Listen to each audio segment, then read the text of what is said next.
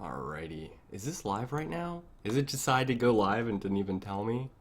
I'm not sure if it's live right now actually. I'm just gonna have to just assume that it's live. Oh, you guys are saying hey. What's up guys?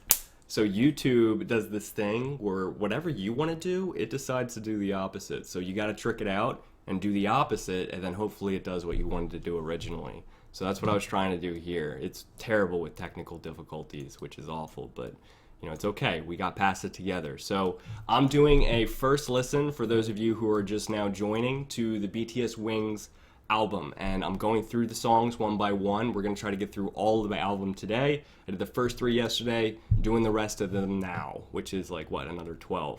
And I just finished one, and I'm about to do First Love, Suga's. We got Suga's First Love. Get your tissues ready.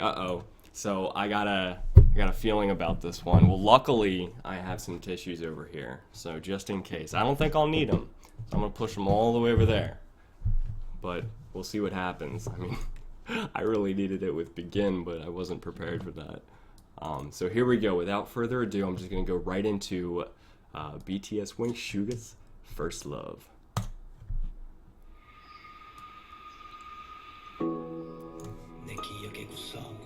한켠에 자리 잡은 갈색 위에는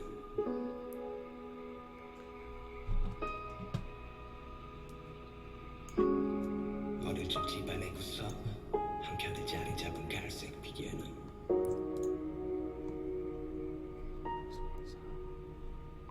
그때 기억해 내 키보다 훨씬 더 컸던 갈색 피아노 그게 나를 이끌 때날 우러러보며 동경했었네 작은 손가락으로 널 어루만질 때 I feel so nice, man. I feel so nice.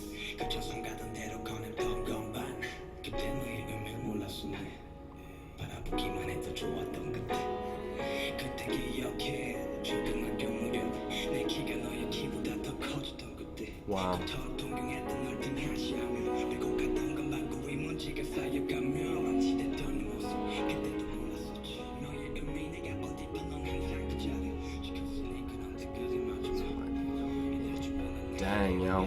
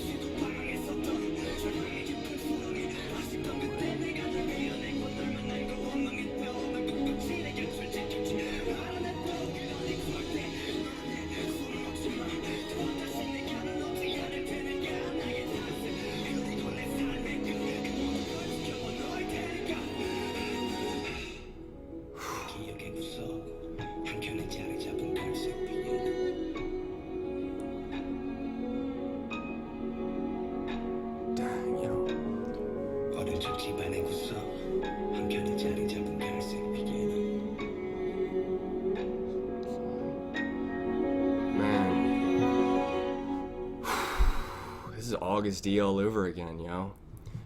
That's incredible. I didn't want to speak during that because I wanted to focus on the lyrics, which is entirely what Suga loves to do. That's powerful. I need a hug right now. It was... So when I remember talking about this when we were looking at the First Love short film, the Wing short film, and obviously there's a lot more symbolism and stuff, but ultimately what I what I got from that was his first love of music, his first love starting with his first exposure to music.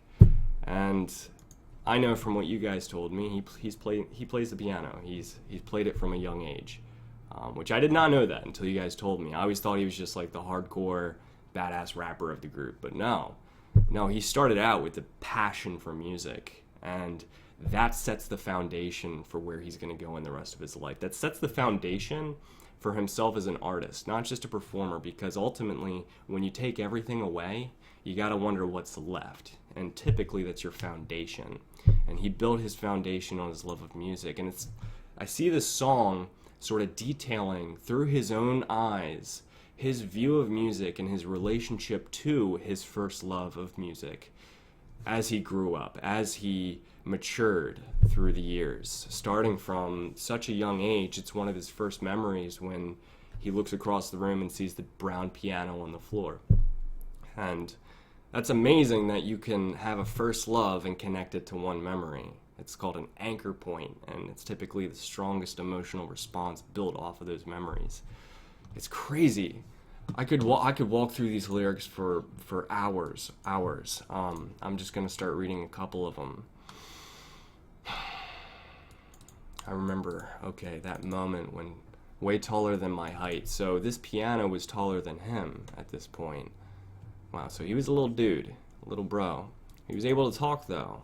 He said, I feel so nice, Mom, I feel so nice. Nice dyslexia, Josh. I played the piano wherever my hands took me. So he was able to find a freedom through music.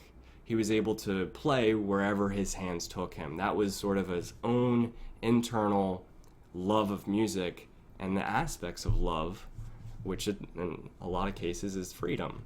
You know, you feel free. It feels like you can go anywhere. You're not limited anymore, constricted. He had a humble upbringing, you know, and, you know, he never had any support from his family to become a performer, to become an idol, to quit the idol life. He never got any support to join the idol life. So he had to go all off his own. And I remember going through all these conversations with Akbar when we did the first listen of the August D album, which was out of this world. That was the first listen that I did. And it's powerful. And we talked about a lot how you need to have that inner drive to ignore everyone around you, even the most important opinions in your life, like your family. I mean, if my family didn't approve of something that I was doing, it'd be difficult for me to do it. I could still do it. It depends on what it is, but it's so much more difficult. If you have their support, oh, you can fly, you know? So just looking at this and seeing how far Suga's become, like how far he's gone in his career just on his own, I always got that respect. And I gotta be honest, I gotta tell you guys something that you're not gonna like. When I first started watching BTS and I got this exposure to BTS, I sort of looked at Suga as like arrogant, cocky, prideful, I don't know, stuck up, conceited. Like he had that personality and just like yo is just like really that way. And that's kind of the way I viewed him, and it rubbed me a little bit the wrong way, and I kind of wrote him off. You know, he was a good rapper, but I kind of wrote him off. And then I started learning more about him, and I think the big turning point on the way that I viewed him was when I went through the August D album and I started learning about his past, and that just like struck me at my core. And I realized he had to throw up so many defenses, and he has so many internal struggles we don't even know about every day. And he struggled with anxiety, depression, suicidal thoughts. He struggled with mental issues his whole life, and he's powered through it. You know, his drive and love of music and the stage and performing and accomplishing his goals as an idol. Those goals are so strong in him. It astounds me. It astounds me because I know that I couldn't do it. When I take a good hard look at myself, I know that I couldn't have done what he had done in his situation. So that takes such a strong individual. You know, everyone's got problems, but what are the sum of your actions? Your image, I'm reading the lyrics again, your image that has been neglected, even then I didn't know your significance. No matter where I am, you always defended that spot, but I didn't know that would be the last. You say don't leave like this. That's interesting. At that time, he had no idea that that was going to be his first love. He had no idea that that was going to eventually evolve into the career that he eventually followed. That piano was the humble beginning of his first exposure to music. I'm loving this, so I'm going to keep going through the lyrics. I know this is getting long, but I gotta do it. This is just for me at this point. Don't worry, even I have to leave. Even if I leave, you'll do well on your own. I remember when I first met you. Before I knew it, you grew up. You know what? This sounds like it's from the piano's point of view here. This does not sound like it's from his view of the piano. It sounds like it's switched here. Interesting. Anyway, you know what? I realized I didn't even finish my last thought. The whole point of me saying that was the more I learned about Suga and the more I learned about himself as a person and the struggles he's gone through and his own individual path through life, I got a mad respect for him, and I started to understand why he is the way he is and why he comes off the way that he does. And if anyone has a free pass for being cocky, he does. 100%. Now, there's some other idols that I view as like cocky and stuck up that I don't know much about, and I kind of still view those idols the same way. Not in BTS, at different groups. But he has won me over. I can say that for a fact. I'm getting back to this. I remember when I first met you. I've completely forgotten. It was around 14. The awkwardness was only for a moment. I touched you again. Even though I was gone for a long time without repulsion, you accepted me. Without you, there's nothing. After the dawn, two of us, we welcome the morning together. Don't let go of my hands forever. I won't let go of you again. It's like when he approaches his first love, when he encounters that, it might not necessarily even be the piano itself. It's like he was never gone. It's almost like a relationship. It's not just a love, it's like a true relationship. It might have even been his escape, his happy place. When things got insane at home, things got insane in life, things got depressing, he always had that to back it up. He had a solid foundation in his love of music, and music never went away. He might have gone away from music, but he never was abandoned by music. Music was always there waiting for him, as the perfect friend would be. It's just absolutely amazing. I love this. I'm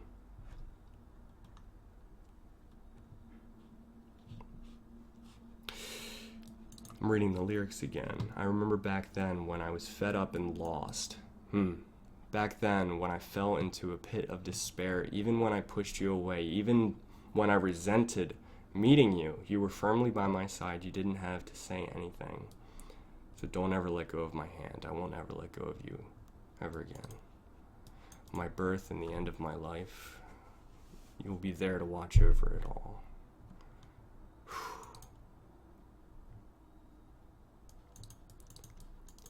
I know I'm not coming off like this right now, but I'm trying to keep myself from getting emotional. Just in that moment, I could feel my voice cracking. I was like, all right, not on live stream. You know, when you're doing a reaction, that's okay, because then you can just edit that part out. Isn't that amazing, though? This whole song. You know what? I love this more than a lot of the other songs that I've listened to so far. Not because, you know, of the way it sounded or any of that, but because Suga decided to take this opportunity in writing this solo song the solo rap for this album to just completely bare his soul. And that's not something someone does who's conceited and arrogant and stuck up and cocky and has an ego the size of this room. Typically, they put on a front. They put on a fake appearance. They put on this facade that everything's great about them. They put on this facade that they're perfect and everyone should be like them. But Suga doesn't do that, and that's what completely crumbles the theory that he's actually conceited. I think he's very, very, very sensitive in the core, in his very center. He's a sensitive person with a lot of emotions, and it's tough for him to actually get that out, but he's found it. He's found his first love is his channel to get those emotions out. He wasn't able to get that out before. In fact, I bet when he tried to bring up his first love of music, when he tried to bring up his dreams and his aspirations to his family, he tried to share it with the people closest to him. Like, this is what I want to do with my life. They said, screw you. Like, you're going to kill us. You're going to kill your family because you won't be able to support us with this career. So you're being selfish and your dreams are meaningless and you can't do any of the things you want to do and your goals are silly. That's what they told him. That was his closest confidant, his family, telling him that. It's insane. It's insane. Yet his love of music, his first love of music, it's interesting that he says first love. It wasn't family, although he does love his family. He's saying he set his foundation, almost his identity in music. And he said here in the lyrics, if music were separated, if music were gone, there would be nothing left. That's how closely tied he is to music, to the point where it was the only option. And he knew in his heart that that's what he was supposed to do. That's the path he was supposed to follow. I was just actually talking to my mom the other night, and I was telling her about some of the things that happened on YouTube, and she was asking me if I felt stressed, if I felt stressed out from being overworked or anything. And I was like, well, I am working crazy hard. And she asked me if I was happy, and I was like, well, yeah, I think I am. I was like, actually, it's crazy you would ask that because, yeah, I've been the most busy that I've ever been, and I've had to balance the most things that I've ever had to balance.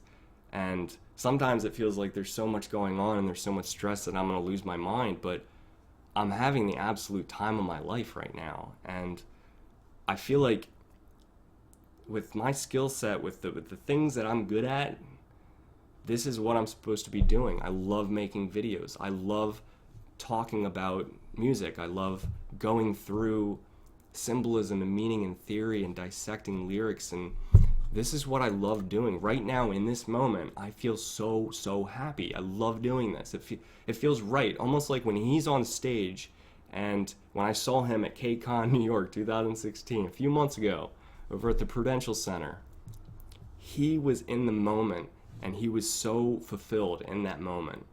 And he was lucky or blessed or whatever, he was lucky enough to find the thing that he was supposed to do in life. And in a way, I feel like I've began for the first time to also feel like I've been down the path that I'm actually supposed to be in life. And it is tough. It's tough being a full-time engineer and a full-time YouTuber, and then all the rest has to somehow fit into that impossible schedule. But then I look at Suga and I'm thinking, yeah, he went through a little bit more than I did with this. He went through a whole lot more than I did. I came from some white, privileged background where my parents always encouraged me and encouraged education and were always in favor of my hobbies and different things that I wanted to try. And I had such a great situation, such a blessed family life. But he didn't, and he still went further than I think I'll ever go.